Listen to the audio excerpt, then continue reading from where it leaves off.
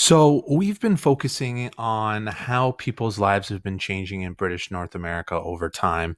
And I think it's really important that we focus on specifically the Indigenous rights and Indigenous people and how that changed over this time period. Uh, because of the expansion of non Indigenous people and the increase of population and the settlement out to British Columbia, um, this caused a big shift in the government's view of how they were going to uh, handle the claims of Indigenous rights and Indigenous people. So, this whole chapter is about how did the government recognize the Indigenous rights. So, how did government recognition of Indigenous rights change over time? So, how did that change? So, we're going to rewind a little bit. We're going to go right back to the 1600s and 1700s. And during that time, Indigenous peoples increasingly had contact with European explorers, traders, and colonists. They developed connections through trade, religion, and marriage, as well as conflict. Some Indigenous groups made friendships and peace treaties with Britain and France, such as the 1701 Great Peace at Montreal, the 1764 Treaty at Niagara, the British Inuit Treaty of 1765. These treaties were nation to nation agreements. They recognize the sovereignty. So when you see something in the textbook that's highlighted, that means it's important and you should be making a note of it. So what I'd like you to do is write these things down in a notebook, whether it's in a Google Doc or just for your own notes.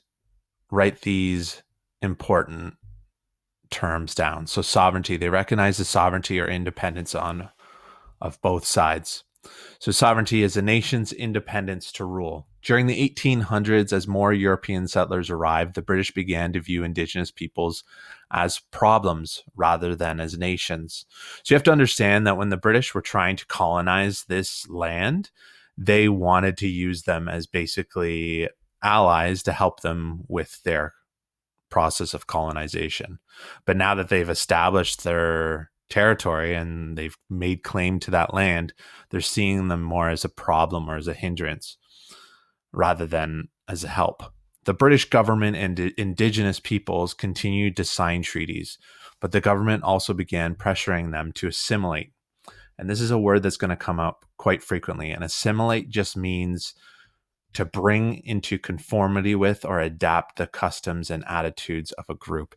In other words, impose their views, religion, culture, and make them like the Europeans. So they want to make the Indigenous people like the Europeans, make them believe in Christianity, make them speak their language, make them dress like them.